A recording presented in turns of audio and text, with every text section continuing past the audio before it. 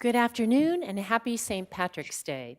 I'll call to order the March 17th, 2022 meeting of the Santa Barbara County Air Pollution Control District Board of Directors. Madam Clerk, would you please call the roll? Director Lavanino?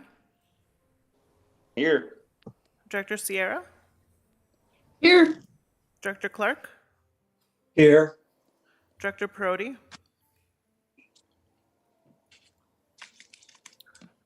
Here. Thank you, Director Perotti. Director Julian?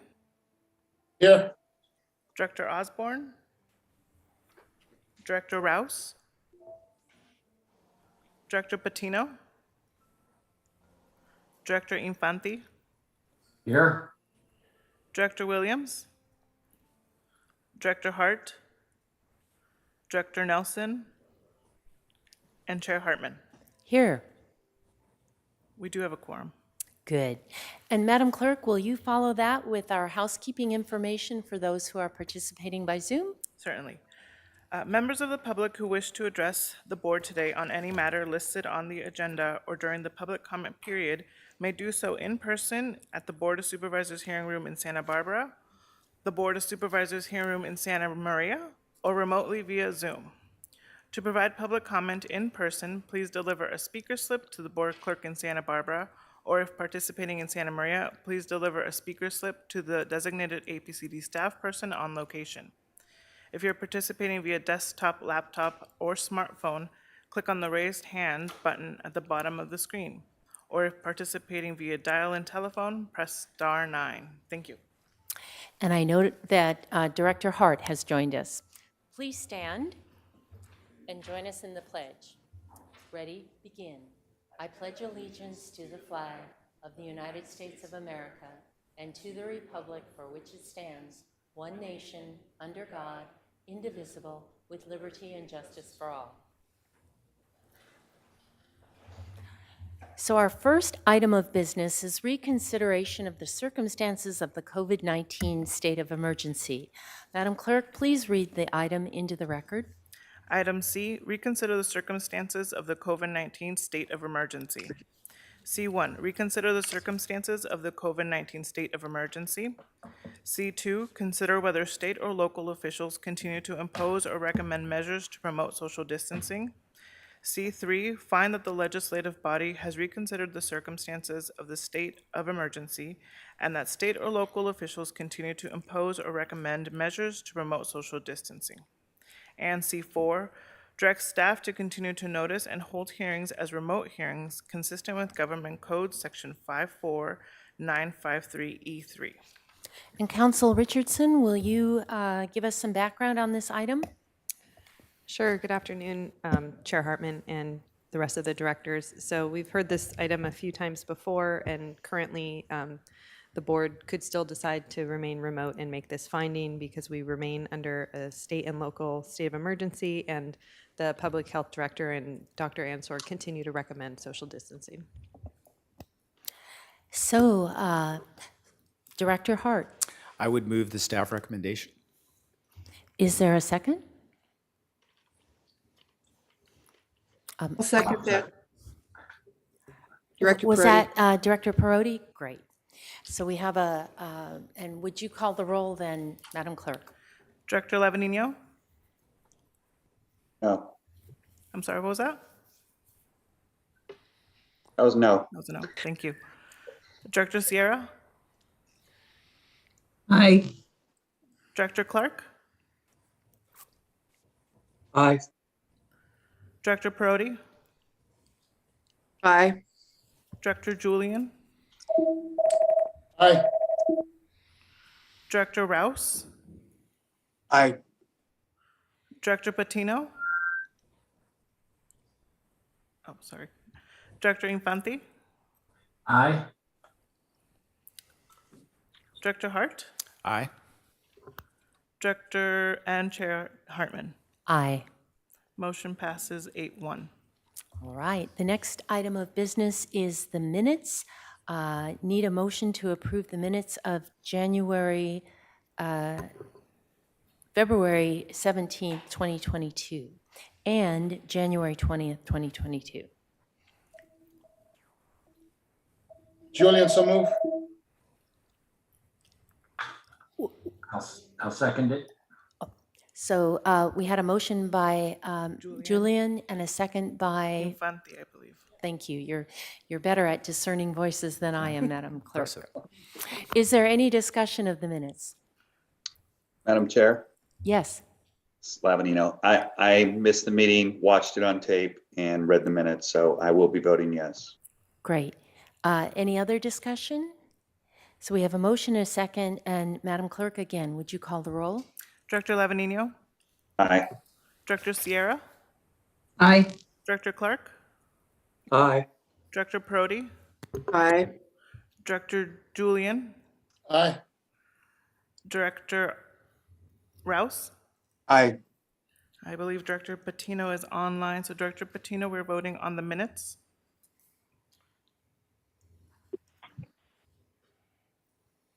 I can circle back around. Director Infante, Aye. Director Hart. Aye. One more call for Director Patino. We're voting on the January 20th, 2022 meetings or minutes and the February 17th, 2022. Thank you. And Chair Hartman. Aye. Motion passes unanimously. And that brings us to our administrative agenda. Are there any items that any director would like to pull? It's a sheet. They cover up your, boy, it's been a meeting. Go ahead. Well, I thought you'd want it covered. I thought you'd want it Director covered. Patino. Yes. Director Patino, is there an item on the administrative agenda you would like to pull? Oh, no, I was going in and out. I couldn't hear you. No, there isn't. Thank you. No other board members have an item to pull. Okay, and no members of the public have called on any administrative items? Chair Hartman, we did not receive any public comment. All right. May I get a motion and a second then to approve the administrative agenda? Director Sierra moves to approve. Director Parodi, second. All right. And again, Madam Clerk, would you call the roll? Director Lavanino, Aye. Director Sierra, Aye.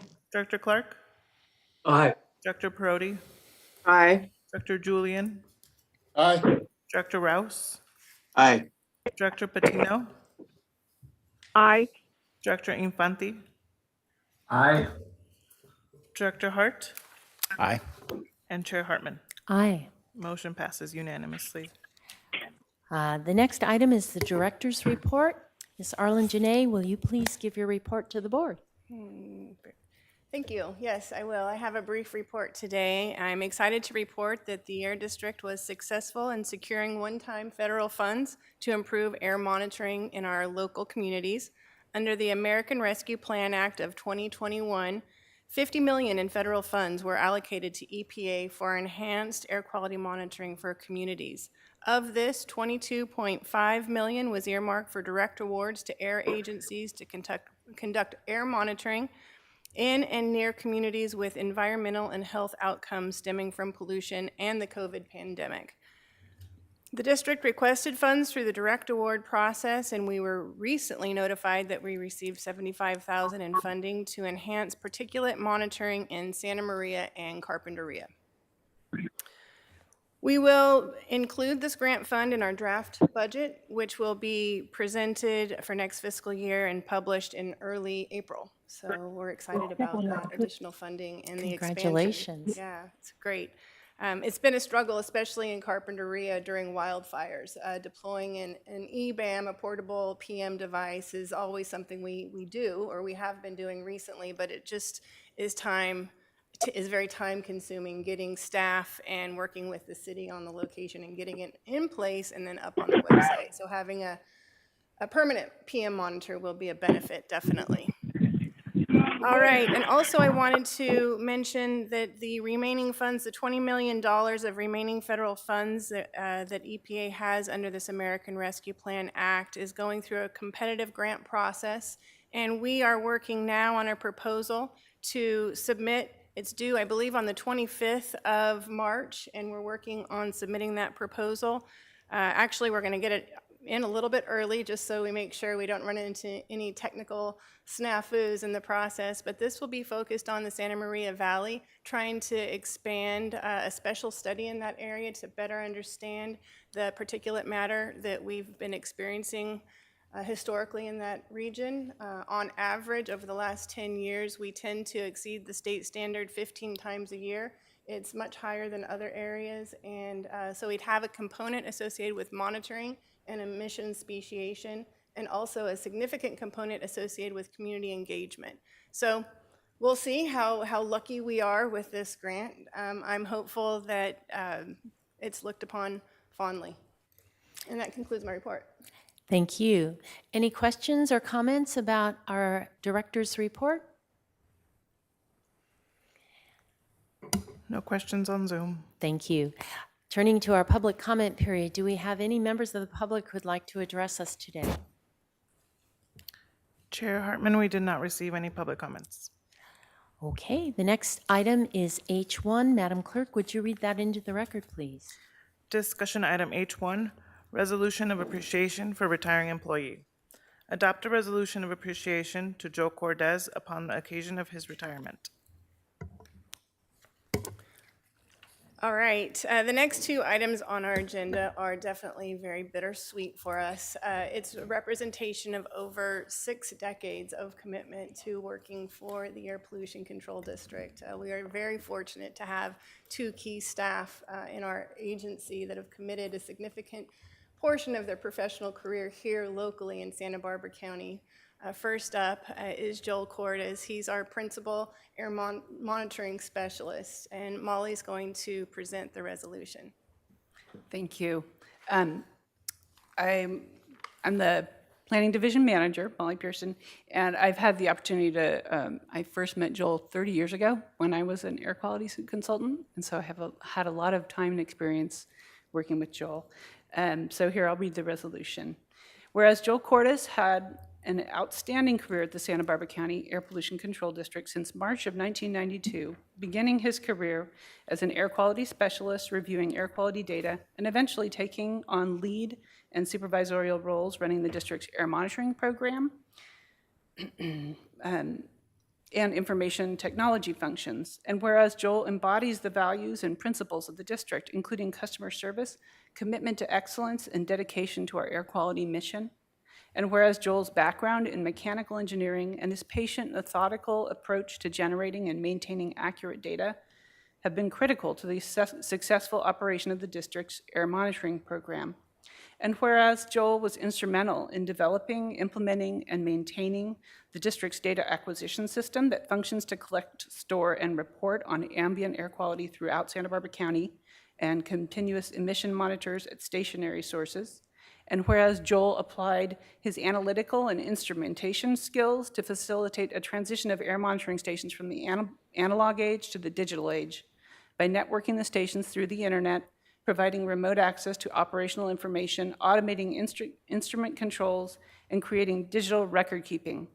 And whereas Joel worked with technicians, programmers, and web developers over the years to ensure that accurate real-time air quality data was made available to the public on the district website, and whereas Joel participated in numerous regional, state, and federal level groups and presented, collaborated, and shared information to ensure that the district and other agencies were able to generate reliable and accurate air quality data.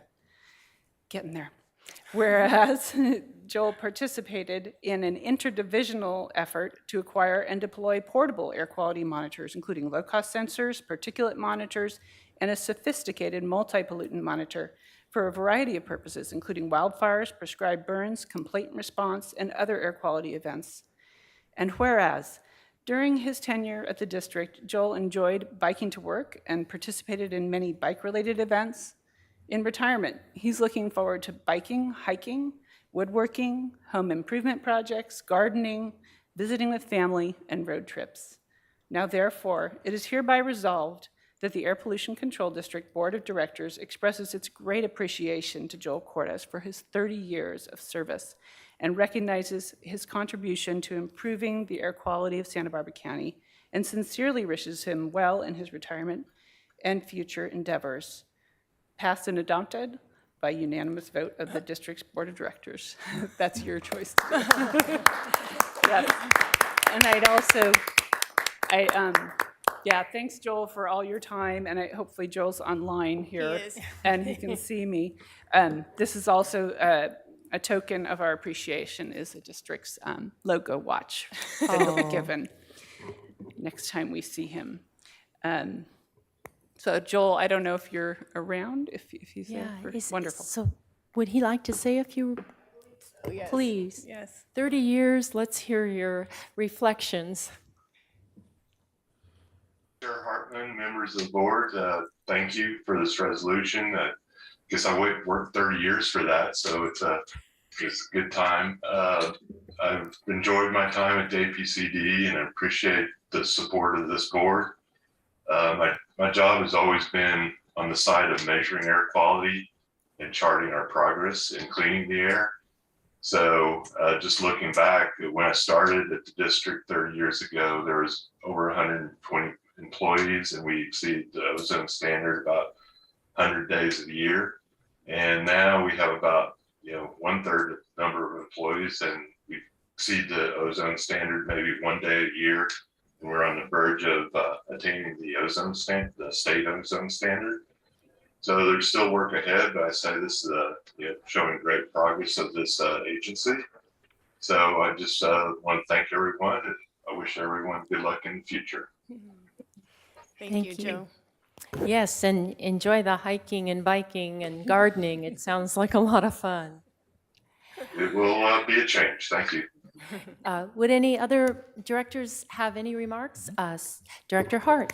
Well, I think that Joel's description of his career was perfect because it matches the tremendous progress that the agency has made in that same time frame, and it's not an accident. It's a product of a lot of people working together determinedly for a very long period of time. And Joel was one of the folks leading the charge from the very beginning, and really appreciate his contribution. And he has earned a adjusted and happy retirement. So thank you for everything that you've done for the agency, Joel, all these years. Thank you, Director Hart. And any other directors? No additional comments from directors on Zoom. All right. And any public comment on this? Chair Hartman, we did not receive any public comment. So now we actually have to make a decision, a motion and a second, since we've celebrated this matter.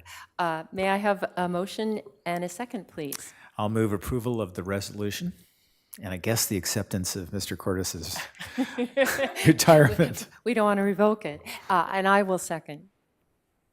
And Madam Clerk, please call the roll. Director Levanino, Aye. Director Sierra, Aye. Director Clark, Aye. Director Perotti, Aye. Director Julian, Aye. Director Rouse, Aye. Director Patino. Director Patino, you are muted. I will circle around. Director Infante, Aye. Director Hart, Aye. Director Patino, were you able to unmute?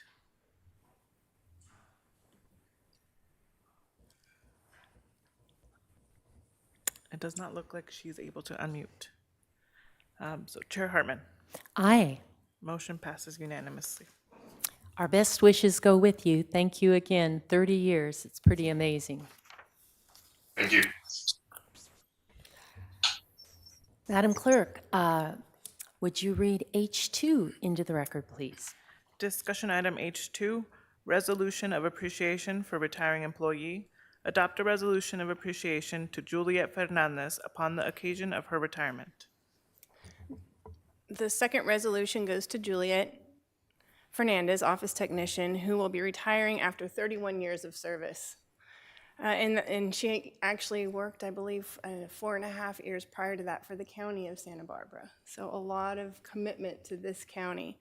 Rachel Silva, the administrative division supervisor, will present Juliet with this resolution out of the Santa Maria office.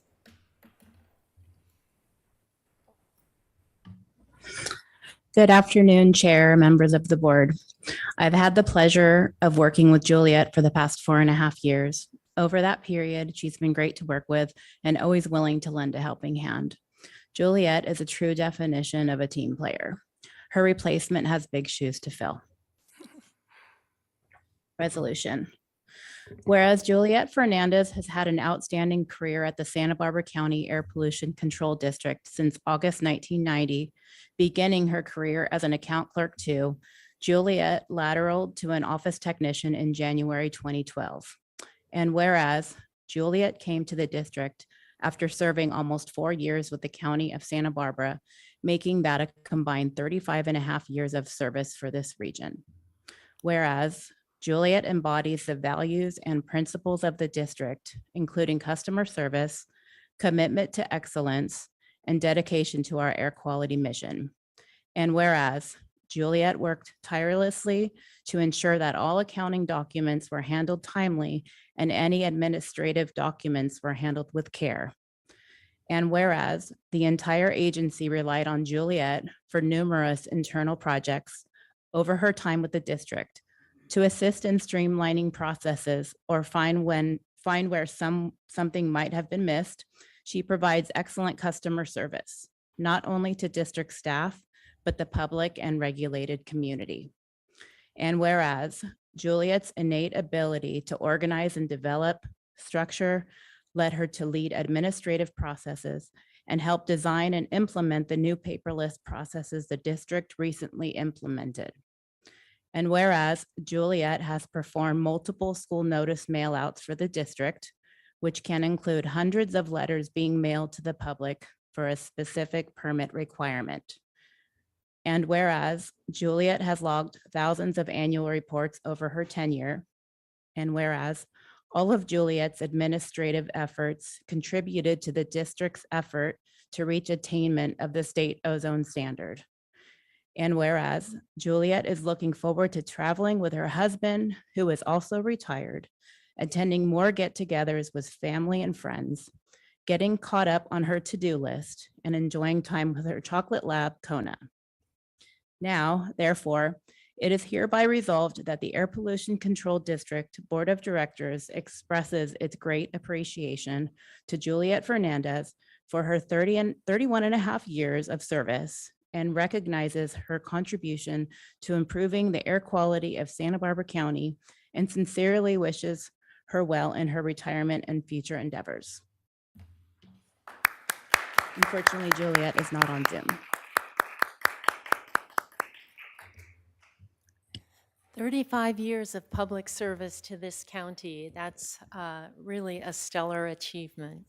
Would any other board members like to make any comments?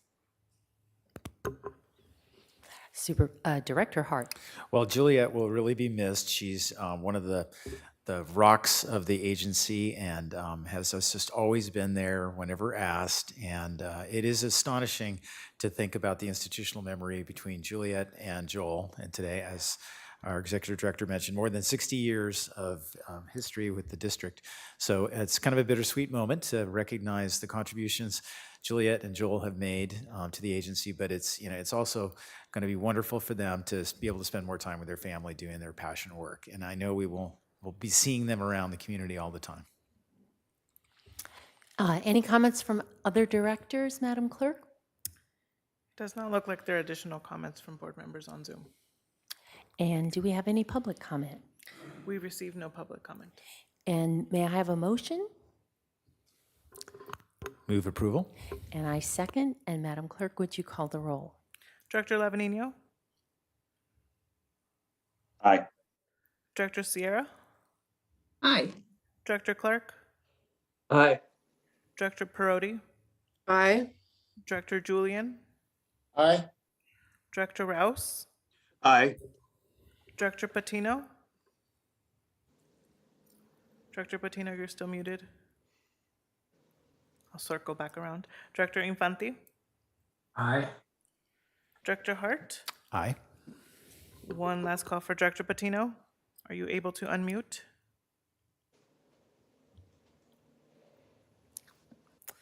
Chair Hartman. Aye. Motion passes unanimously. And would Juliet like to say anything? I think it's a reflection of her style. She would rather just be silent on the matter and just let her years of service show her commitment to the agency. Well, they speak for themselves. They definitely do. And give a pat to Kona for me. Yes. All right, turning to item H3, Madam Clerk. Discussion item H3, Cal Enviro Screen Model. Receive and file an update on the Cal Enviro Screen Model. All right, today I'm excited to have a presentation for your board on a very important tool that the state is leaning on more and more as it relates to disadvantaged communities throughout California. We have a joint division representation here today. Charlotte Mountain, Air Quality Engineer, is joining Jim Frederickson, Supervisor for our Planning Division, in this presentation. Charlotte is our main point person working on risk assessments. So all of her knowledge and expertise is very valuable for us, and her technical knowledge of this model is important. And I just think it's nice when we have an opportunity to get two of our divisions coming together on this, and it's also Charlotte's first presentation, so to the board. All right, thank you. All right, thank you, Aaron, appreciate that. Good afternoon, Chair Hartman, members of the board. As promised, we're here to, Charlotte and I are here to deliver a brief presentation on the Cal Enviro Screen model. First, we would like to provide some background and discuss the importance of the Cal Enviro Screen model at both the state and local level. Next, we'll describe the indicators which drive the results of the model, and then we'll provide a demonstration of the web-based map. And then finally, we've recently used the model results for our grant and outreach programs. So we'll talk about that, and then also mention some other uses for that data in the future. So starting with some background, for over 20 years, the California Environmental Protection Agency, Cal EPA, has focused its efforts on environmental justice through its Office of Environmental Health Hazard Assessment, also known as OEHA. And OEHA's goal is to bring more awareness, resources, and decision-making towards communities that are both environmentally and economically challenged. OEHA developed the first version of the Cal Enviro Screen model in 2013 and evaluated more than 8,000 census tracts within the state. The model quantified both the pollution burden and the population characteristics, and this data was used in a formula to develop an overall percentile score for each census tract. This Cal Enviro Screen tool has enabled decision makers to craft and implement policies and legislation to help the state's most vulnerable communities. In October 2021, OEHA finalized the Cal Enviro Screen model version 4.0. So now Charlotte will provide an overview of the individual indicators used by the model. In the Cal Enviro Screen 4.0 model, OEHA has compiled 21 data sets, which they call indicators. These indicators are split into two main categories, pollution burden and population characteristics. Under the pollution burden category, the exposure indicators are based on data regarding pollution sources that people may be exposed to, including ozone concentrations in the air, particulate matter less than 2.5 microns in size, or PM 2.5, diesel particulate matter, drinking water contaminants, toxic releases from facilities, vehicular traffic emissions, pesticide use, and a newly added indicator, children's lead risk from housing.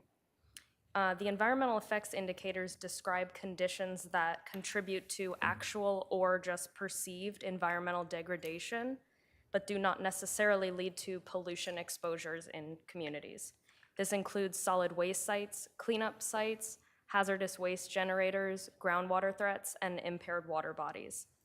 Under the population characteristics, the sensitive population indicators refer to impaired health conditions present in a community, including asthma, cardiovascular disease, and low birth weight infants.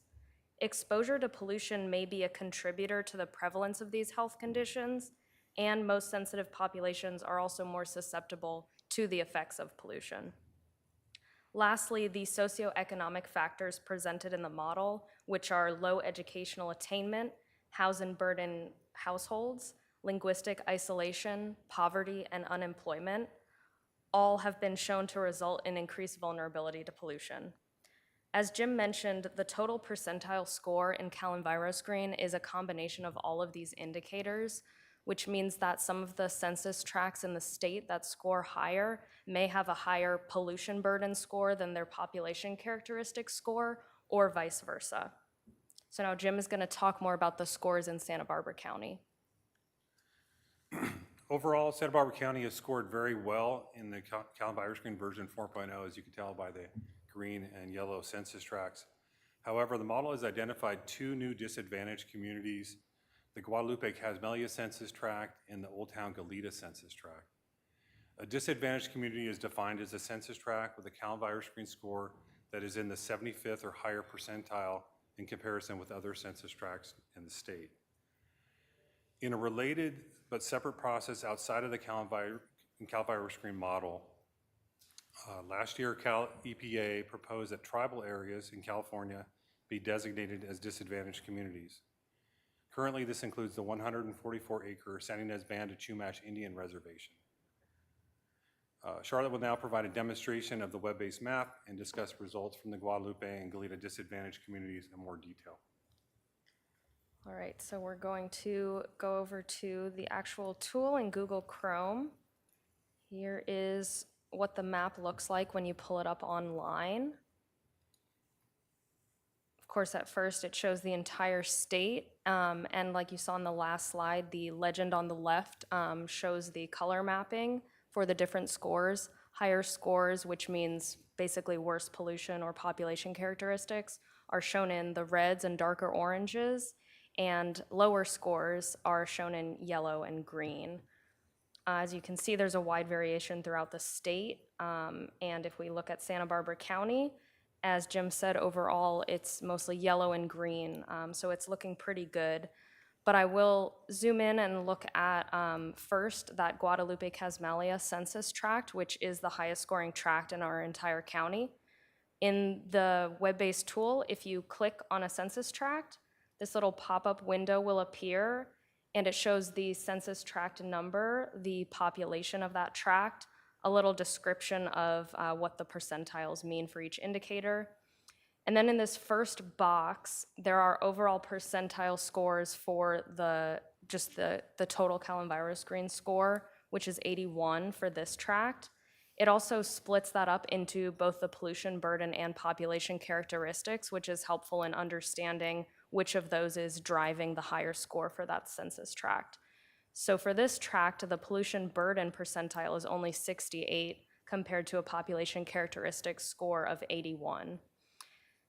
Then it goes through the scores for each of those 21 indicators I discussed. And for this tract, I'll just point out the higher scoring indicators. Those are pesticides, groundwater threats, impaired waters, solid waste, asthma, low birth weight, education, linguistic isolation, and poverty. And then just at the bottom of this pop-up window, OEHA has also compiled data sets on the race and ethnicity and age profiles for all of the census tracts. It's important to note that these are just informational pie charts. These do not factor into the scores.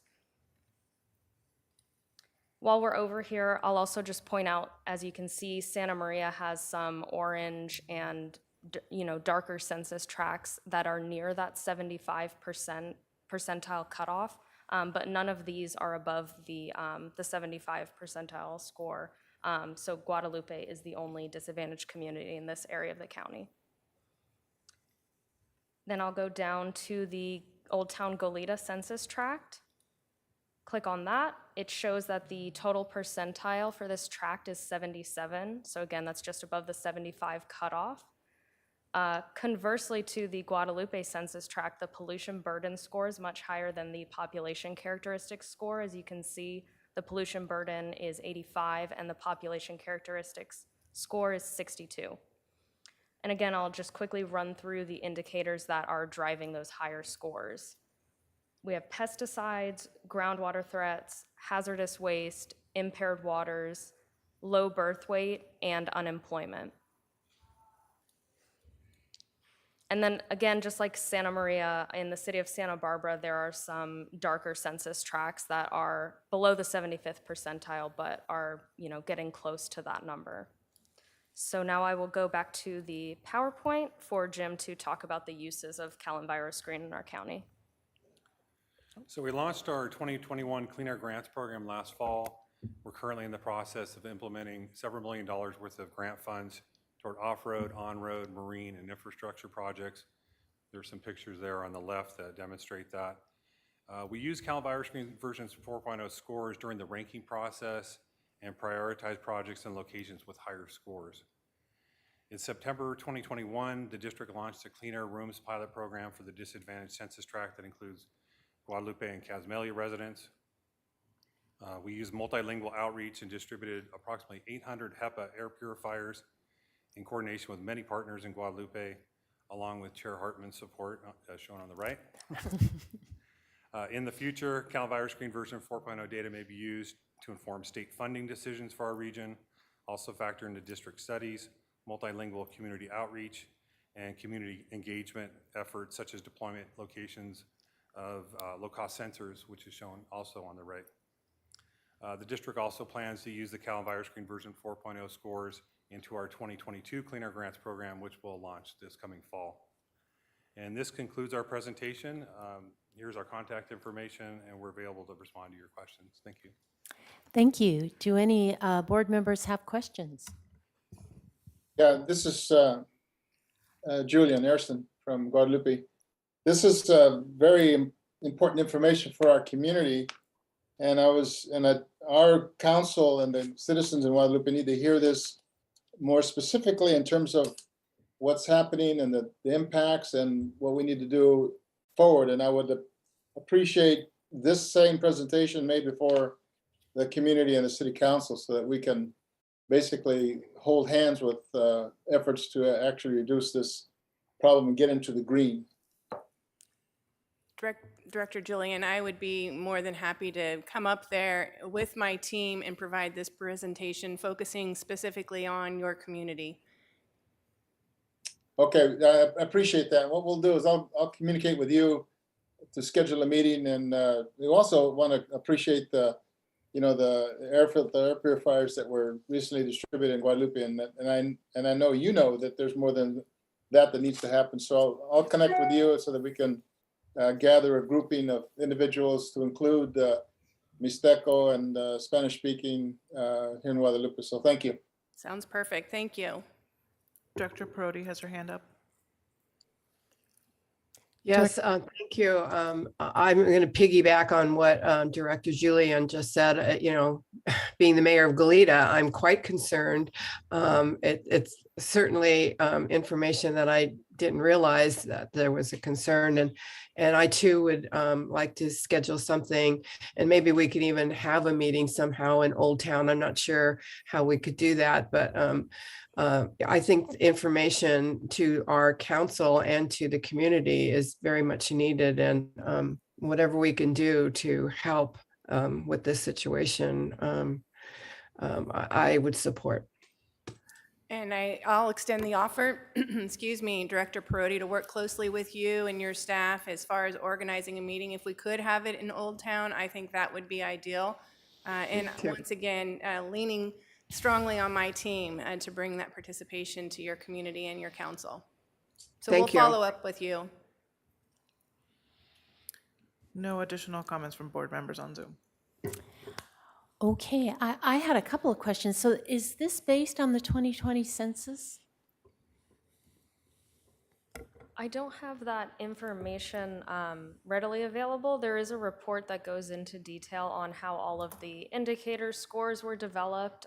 It just has a lot of information in there, so I don't want to pull that up right now. But I could get back to you on that. Okay, just curious. I imagine this has been in development for quite some time, and the census just came out. So was curious how current all these are. Since it was released, when was It was released in 2021. Yeah, it so could I'm be assuming based on it didn't but- include the most recent census, the one prior, based on the time frame. Yeah, okay. So it could be 10 years out of date already. And that's just the way it works. The way it works, and it will continue to get refined over the years, and hopefully they can update it on a quicker turnaround time to better reflect the current state of the entire state.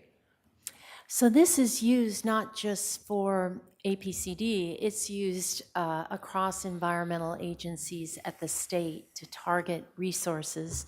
So the grant proposal that you're working on, that's for Santa Maria. Will you incorporate anything from this into that? We will definitely incorporate all the information that's gathered from Cal EnviroScreen into our application. However, we're applying to the federal government for the grant. So they have another grant or another model that is not identical to Cal EnviroScreen, but similar.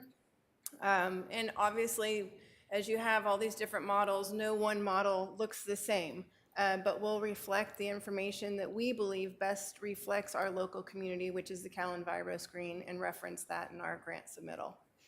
And then I'm just thinking about presentations to the community, for example, in Old Town. And it seems to me that we may want more detailed information about the impacts of these different kinds of pollutants on health, and just to help people understand what the implications are of this.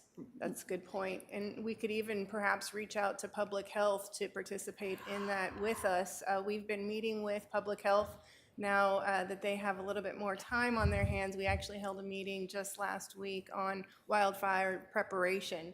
But this would be another effort with all those various indicators to pull in county public health and communicate, engage in conversation with the community on all of the various impacts that individuals are facing in both of those jurisdictions. And what people can do, Yes. and what their government can do, and I think that would be an excellent idea. All right, Director Hart. Yeah, if you were to characterize the change from the previous version of CalEnviro Screen to this one, particularly as it relates to the changes in the identification of these communities as being places that have issues, what is driving the change the most? Is it the lens being broadened to include more things? It's not changed circumstances as much as it is just a different way of looking at the existing data, right? It looks like Charlotte's ready for this question with her slide. So there have been a couple different changes since the last version of CalEnviro Screen. One of the biggest ones is the addition of that new indicator, the children's lead risk from housing. And if we look at the map, actually, the Goleta census tract, I believe, that lead risk score was 60, so it's not extremely high, but compared to that not existing at all in the last version, and now you have a score of 60, that will obviously bump that up quite a bit. And I believe the Guadalupe lead, yeah, it was also 64, so that's definitely a big change. And then we also identified in the board letter some of the changes between the version 3.0 to 4.0. So for Guadalupe, the largest increases in scores were housing burden, low birth weight, cardiovascular disease, diesel PM, and PM 2.5. So those are, just updates in the data. I'm not sure exactly what year they're pulling that data from, but whatever the updated year is, there must be higher concentrations of the diesel PM and PM 2.5, and then higher instances of low birth weight and cardiovascular disease in that community. Then for Goleta, again, diesel PM and PM 2.5 were two of the largest increases in scores. In addition, there was a large increase in toxic releases, unemployment, poverty, cardiovascular disease, pesticides, drinking water, and impaired waters. And in version 3.0, Goleta was in the 51st percentile, so there was a huge jump from 51 to 77, whereas Guadalupe was already at the 74th percentile, so it only, jumped up 7 points. Yeah, it's really perplexing, the change in Goleta, in Old Town Goleta, because the circumstances haven't been that dramatically different, but obviously the new lens of looking at lead and the effects on children. Where is that data collected? Is that from doing testing and random sampling of homes, or because the water districts aren't testing inside people's homes that I'm aware of? It's probably based on the year of the home and when lead paint was predominantly used as a default, but I'm not 100% certain. Yeah, that's what it looks like. There's, it's just based on the age of the housing, and then it's combined with the percentage of households that are both low income and have children under 6 years old. And this shows, the different years. So there's estimates from 2013 to 2017 for the ages of the children, and the parcel data is from 2015 to 2019. So it's relatively recent, but it doesn't look like it was based on any actual measurements. Thank you. And I did have an additional question too. So the unit of analysis is the census tract. So we could take any of these indicators and look across the census tracts throughout our county, and we might see that drinking water contamination, although it's not disadvantaged, we could see where on the individual indicator we had more risk based on one factor. Yeah, that would be an interesting thing to come back with at some point, just to understand which census tracts are burdened with which kinds of environmental risks or threats. Right. I think OEHA actually thought of that. They developed separate maps that are actually for each of those 21 indicators. So I thought that would be a little too much information to put in the presentation.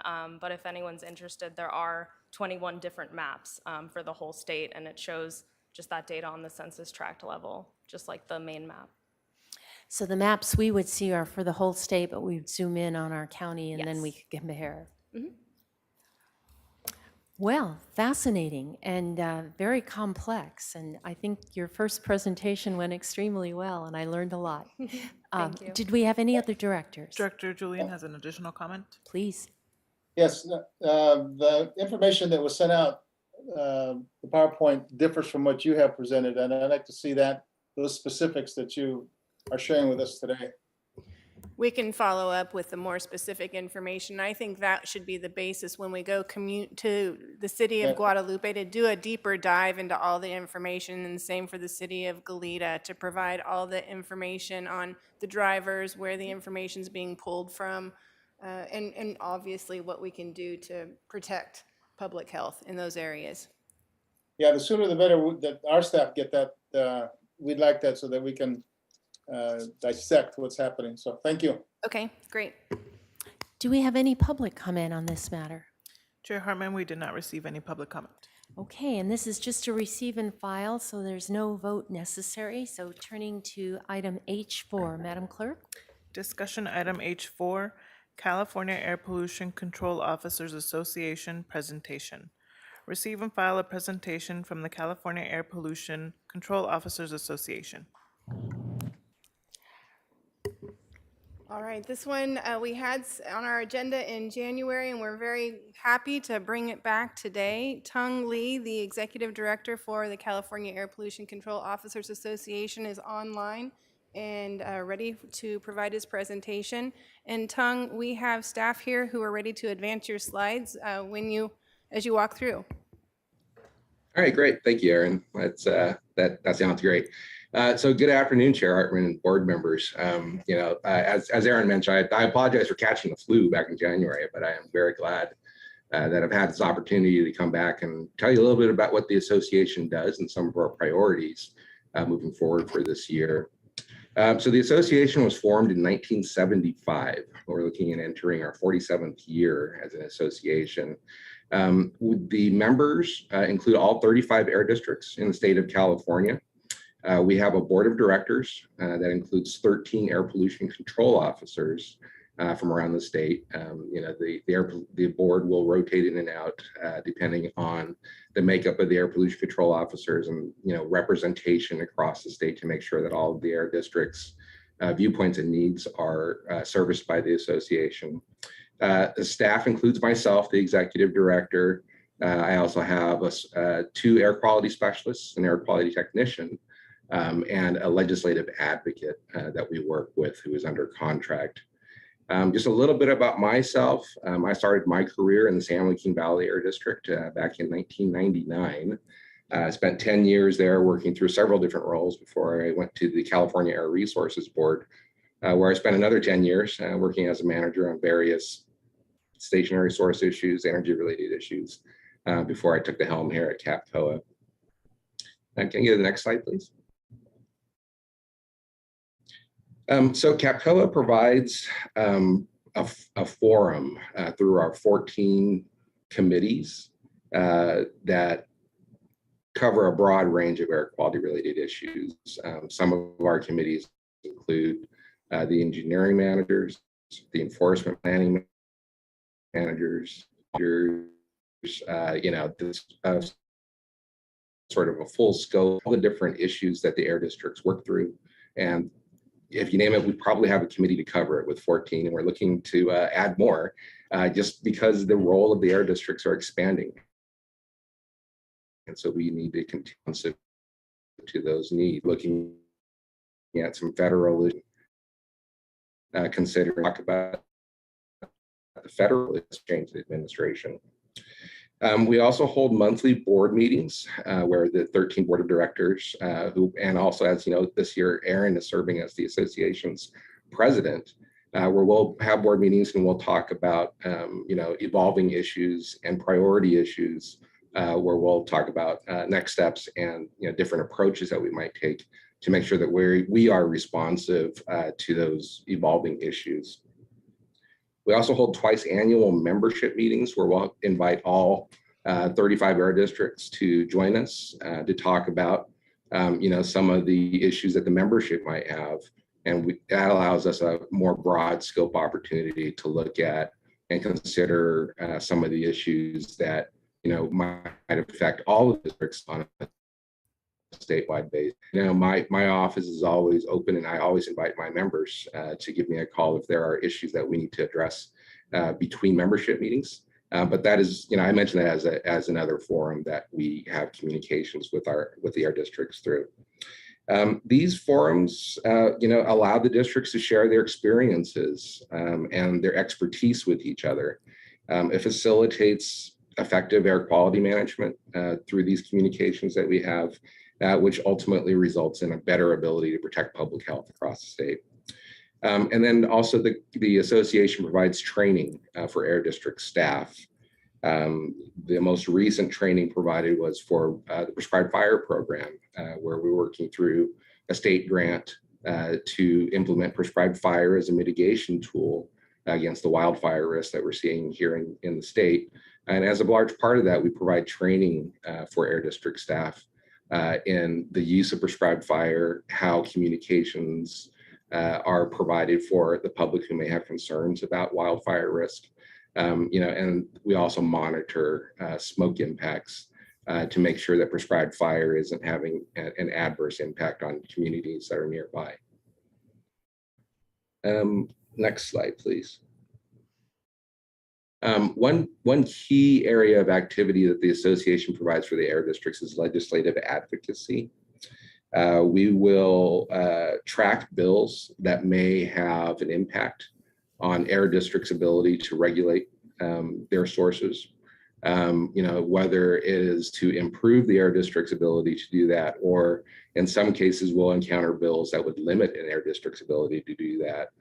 We will advocate and work with legislative staff, legislative members to make sure that they well understand what the air district's role is in air quality management and provide our feedback and suggestions for how bills might be improved or revised, or sometimes the necessity of bills, especially when we talk about air district authority to regulate emissions at the local level. We believe that that is a very key part of what the air districts do, and this hyper localized focus is something that the air districts, are highly responsible for. And we are trying to be very responsive to those needs, especially when we work over the legislature.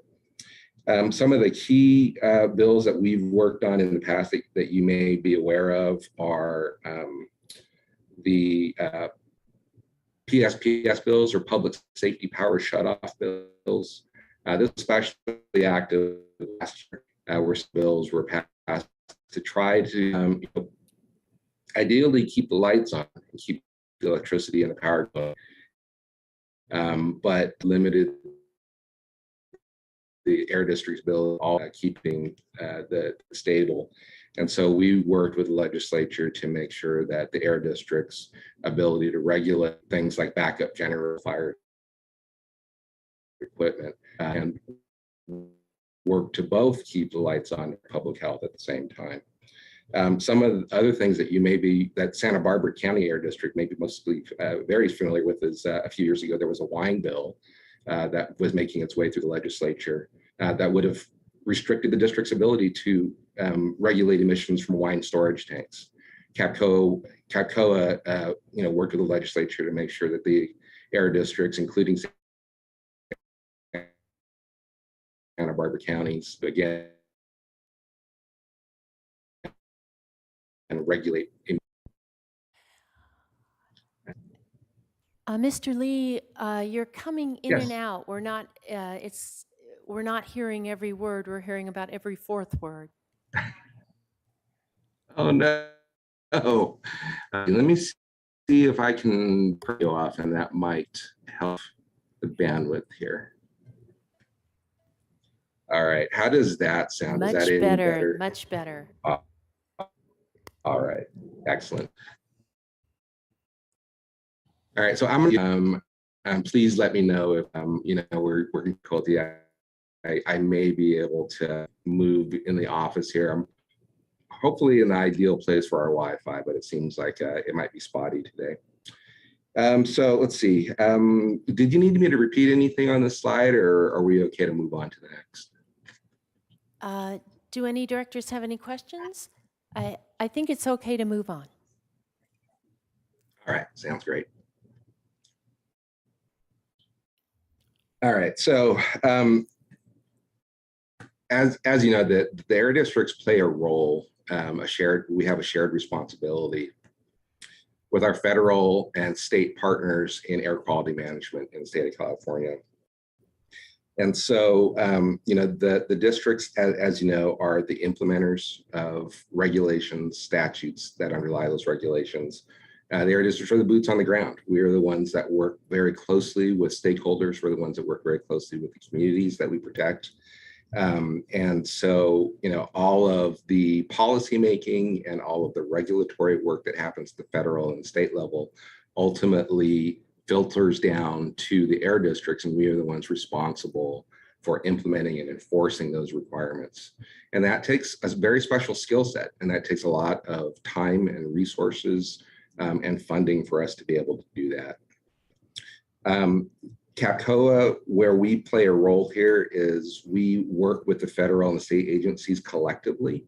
If you want to think about the air districts as a whole as being yet another state entity within California, because the air districts as a whole are responsible for the stationary sources in the state, that's the role that CAPCOA provides in many of these discussions when legislation or statutes are being developed. And so we will be there to help provide the air district's perspective at these state and federal level discussions. All right, next slide, please. All right, so this is a map of all 35 air districts. We classify for discussion. There are large, medium, and rural air districts, all with varying needs across the state. Santa Barbara County is classified as one of the 8 medium air districts in the state of California. And we work to support and represent all of our districts who are members of the association, whether they be large, medium, or what we call rural. And so one of the questions that I often get asked is, Tung, how do you do your job when you've got potentially 35 different bosses asking you for 35 different ways to, manage air quality in the state? I always say that's a really good question. I don't sleep a lot. And then the other thing that I do is that I always ask ourselves, what is good for air quality, right? That is what we are here to do, is protect air quality, protect public health. And ultimately, we try to land on a position, we try to land on approaches that answer that very question. What are we doing, and is it good for air quality? And what I've found through my time here at CAPCOA, and even during my time at the Air Resources Board, is that if we focus on that, we focus on public health protection, we focus on working towards attainment of the state and federal air quality standards, we ultimately find that we're rowing in the same direction. All right, next slide, please. All right, so some of CAPCOA's priorities that we are working on this year, and I anticipate that some of these topics will be for several years into the future, just because they are very large issues that we're working through, and they are going to be issues that are not going to be easily solved without significant effort, without significant resources, and without significant thinking and participation in all of the federal, state, and local agencies that I've spoken about so far. So the first is wildfire smoke response and mitigation. So what CAPCOA is currently doing for 2022 is advocating over the legislature for increased funding for the air districts to implement wildfire smoke response programs to help bolster some of the communication programs that the air districts have, to help bolster some of the air districts' ability to respond to emergency events. Very often, the air districts are the very first agencies that are called to ask, from members of the public, asking for advice about what should we be doing. I smell smoke outside. Should I stay in? Should I send my kids to school? Can you give me some guidance here? And having additional resources to be able to respond to. We feel that we are. You're going in and out again. Existing program.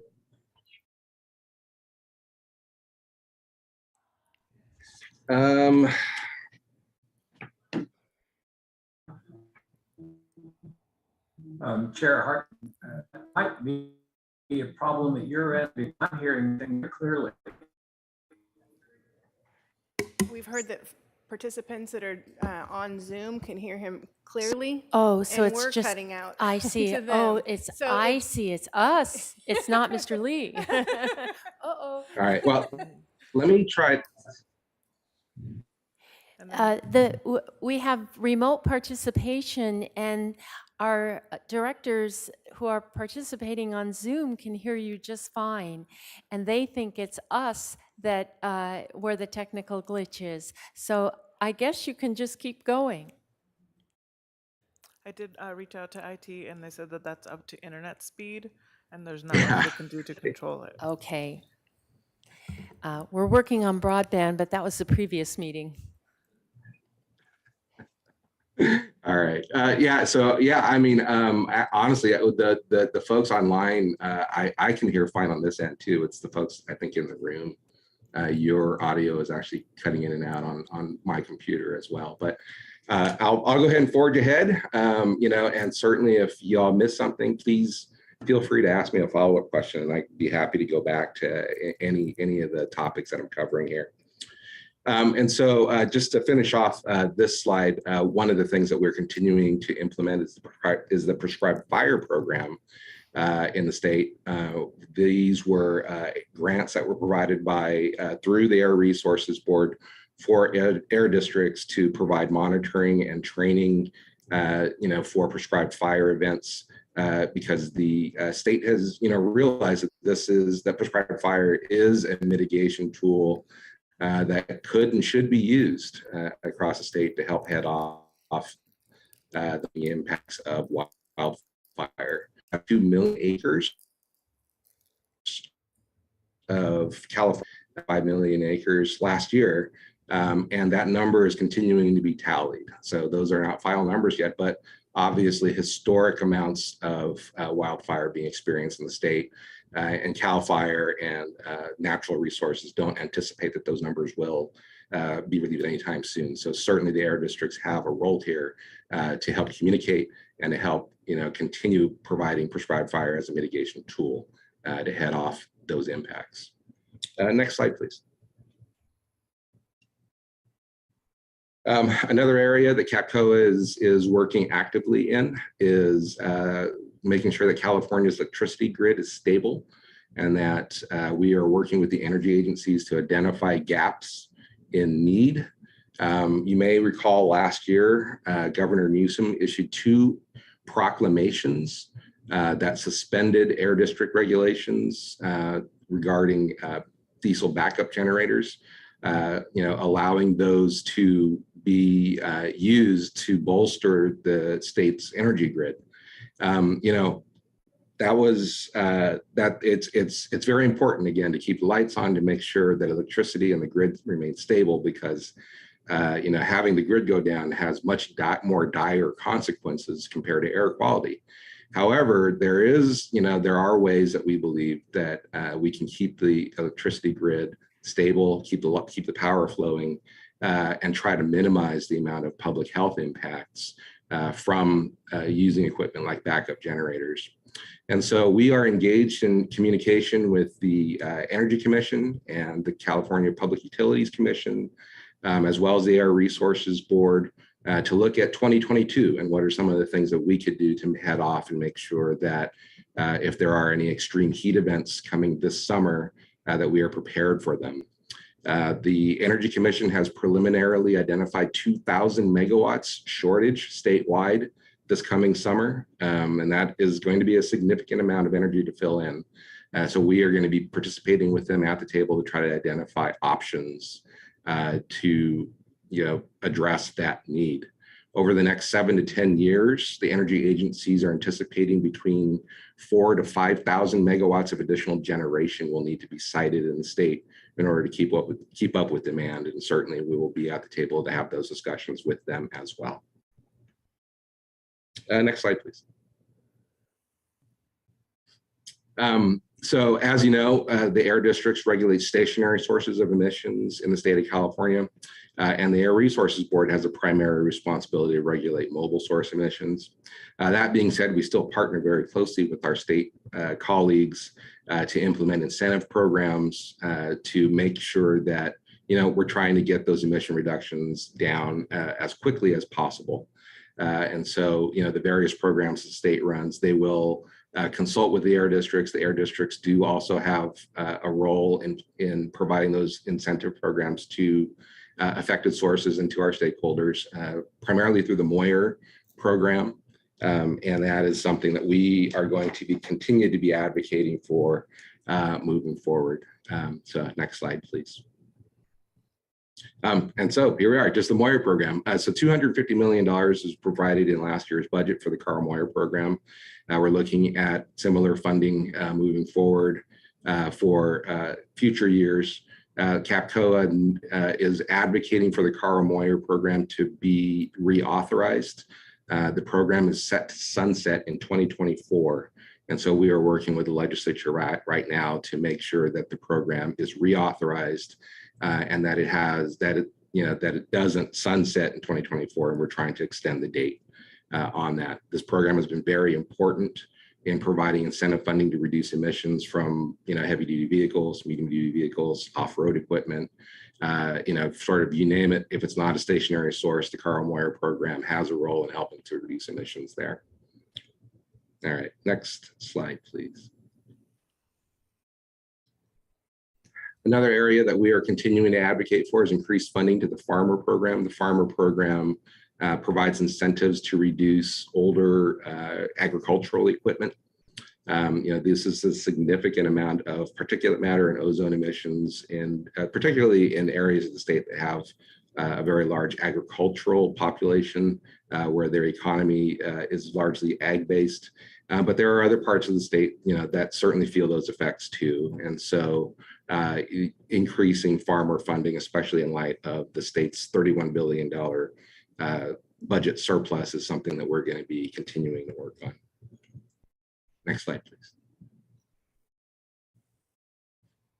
And then the AB 617 Community Air Protection Program. As many of you know, the AB 617 program looks very closely at disadvantaged communities, looks very closely at hyperlocal emissions and their impacts on the communities within communities across the state. There are communities that are nominated to be included in the program every year by the air districts and then approved by the Air Resources Board to be included in the program. When a community is included in the AB 617, they will either develop a community air monitoring program or a community emissions reductions plan to address the localized impacts of air emissions and then implement control measures to and approaches to reduce those emissions. Santa Barbara County currently does not have a community yet, but Santa Barbara County certainly has responsibilities and obligations under the AB 617 program for expedited BART development, so rulemaking, and also community capacity building. There are also going to be requirements that the district is going to need to meet under the state's new criteria and toxics reporting regulation that is being implemented in stages at this time. Right now, it's affecting mostly the larger air districts, but within the next 2 or 3 years, medium and rural districts will be pulled into the program as well. We're going to continue to be advocating strongly for this program. It has been underfunded since the beginning, since the first day of program implementation. It is very difficult to make sure that there are enough resources for this program at the local district level when state funding is insufficient. And it's something that we will continue to heavily advocate for moving forward. All right, next slide, please. So the road ahead, what lies ahead for the association? What lies ahead for the air districts? As many of you have heard, the administration, both at the federal and the state level, really focused on zero emissions technologies and how we get to zero emission transportation, how do we get to zero emissions energy, and how do we address the climate. CAPCOA and the air districts are going to help build that bridge towards that zero emissions future. There are a lot of very good goals looking towards the future, but a lot of times for many of the categories that we're looking at, especially in the heavy duty vehicle sector, technology does not currently exist to serve zero emission needs. And so in the immediate term, we do have attainment issues. 80 to 85% of the state still continues to live in areas of non-attainment, which means that they live in areas that have unhealthy air quality. And so there are immediate needs to address those emissions. And so the air districts will be working with our state and federal partners to try to figure out that transition from what we need now, as far as attainment and public health protection, towards this zero emissions future. I mentioned California's energy needs and the thousands of megawatts that the state is going to need to procure over the next 7 to 10 years. Those are significant challenges. And that is something that we are looking to the energy agencies and the Air Resources Board to partner with to help address those, because electrification is great, but we have to make sure that we have sufficient electricity there. So they need to work hand in hand. It's something that we'll be focusing on. Next slide, please. And so just, as a final slide here, these are the board officers for 2022. As I mentioned before, Erin is our president for this year. She has done an excellent job leading the association through a lot of these really complicated discussions. And I have been very happy to work with Erin in this capacity. And, even previously when I was with ARB and we were working with the Air District on some of the Wine Institute issues there. And so I will stop here and happy to answer any questions that you all might have. Thank you so much for being with us this afternoon. Do any directors have questions for Mr. Lee? It does not look like we have any hands up on Zoom. I do have one question. I'm looking at what does CAPCOA do, that early slide. And I guess maybe this fits under information exchange, but I think of CAPCOA, I used a study that was done when I served on the County Planning Commission, very important study about CEQA GHG thresholds, and that was very influential in the standards that our county adopted. I also look at a report that about studies quantifying GHG mitigation measures. So I think CAPCOA does a lot of reports and studies that have value to people in local government. And I don't think information exchange adequately describes the value of the work that CAPCOA does. Yeah, that's a great point, and something we definitely want to update on this slide. Recently, CAPCOA has been leading the update for the Cali mod.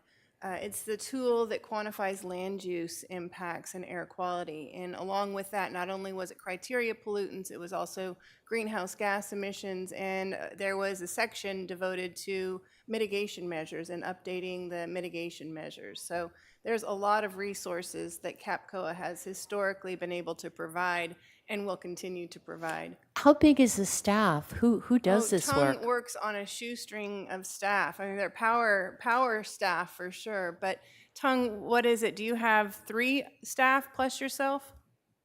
It's 3 staff, myself, and Brendan, who is our legislative advocate, who's under contract. So We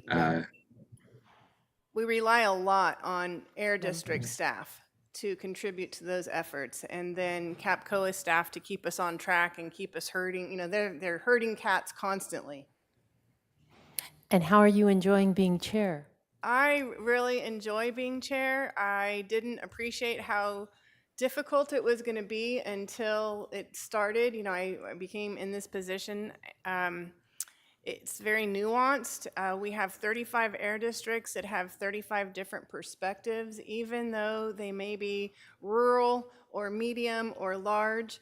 Each of those has their own unique top priority that they're challenged with, and their board is placing as top priority for them. So trying to find the uniform CAPCOA position on different issues, and then being effective working with CARB. They're our sister agency as far as the state, but at times if they feel less than sister-like or maybe not friendly sisters at that point, and trying to figure out, we all have such limited resources, how do we do this important work as effectively and as much in collaboration as possible? And that's what I've really begun to realize is the significant challenge that we as local air districts in the state face. And our staff has gotten quite a bit smaller over the last 30 years, as we heard from the retirements. Is that true with other districts as well? Gosh, you know, I don't think it's been as extreme for other air districts in California as it has for Santa Barbara. We had such a significant impact with the oil and gas activity, and now with the change in that activity for our area, we've just seen, and we have to prepare for the next phase of our local sources that we work with and we manage with the limited resources that they will provide us. As you know, a lot of our revenue comes from pollution sources, so we have to be very aware of any revenue change on the horizon, ensure that we have sufficient resources to do the work to carry out the mandates. I don't think there's been as many local agencies that are seeing significant sources leave to the same magnitude we have, but the state mandates continue to pile up. And I think that's what Tongue was trying to express with 617. The mandates continue to grow, and the revenue coming from the state, even when we have a surplus, isn't meeting the needs that we have here locally. So that's been the continued fight. Yeah, local government feels the same way. Yeah, okay, yeah. Do you ever feel squeezed between the state and the federal at CAPCOA? I guess it depends on who's in office. Right now we have an opportunity, but you know, who knows how long that opportunity will be to work towards the goal of reducing greenhouse gas emissions and criteria pollutants. So Tongue, you probably could answer that question better than I could. Yeah, so I'll expand on that just a little bit. Erin's absolutely right when she talks about which administration is in charge. As you know, the previous administration rolled back a lot of California's ability to, regulate our own emissions, and I'm talking specifically to rescission of the vehicle waiver that the Biden administration just this Wednesday has reinstated. And so we're working closely with the Air Resources Board to make sure that they're moving as quickly as they can on that to put those standards back in place. We're also monitoring very closely US EPA's recent rulemaking on heavy duty vehicles and the NOx standards for those. That is part of a suite of rulemakings that the EPA is looking forward to doing this year. There's a total of 3 rules, I believe, and they just released the first of those 3 last week. And so we're going to be monitoring that as well.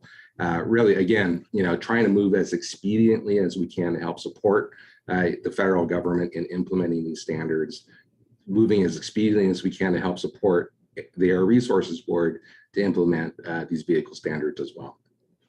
Thank you for that. Madam Clerk, do we have any public comment or questions? Chair Hartman, we did not receive any public comments. All right. Well, thank you again so much for being so generous with your time. And we know you have lots of demands, and we really appreciate that you spent the afternoon with us. And it's been very informative. Thank you, Mr. Lee. Thank you very much for having me. I appreciate it. All right. With that, we're just about ready to close this meeting. This meeting will be rebroadcast on Sunday, March 20th, 2022 at 5:00 p.m. on the County of Santa Barbara TV channel 20. And so with that, I adjourn this meeting to a special meeting, date and time to be determined. Thank you.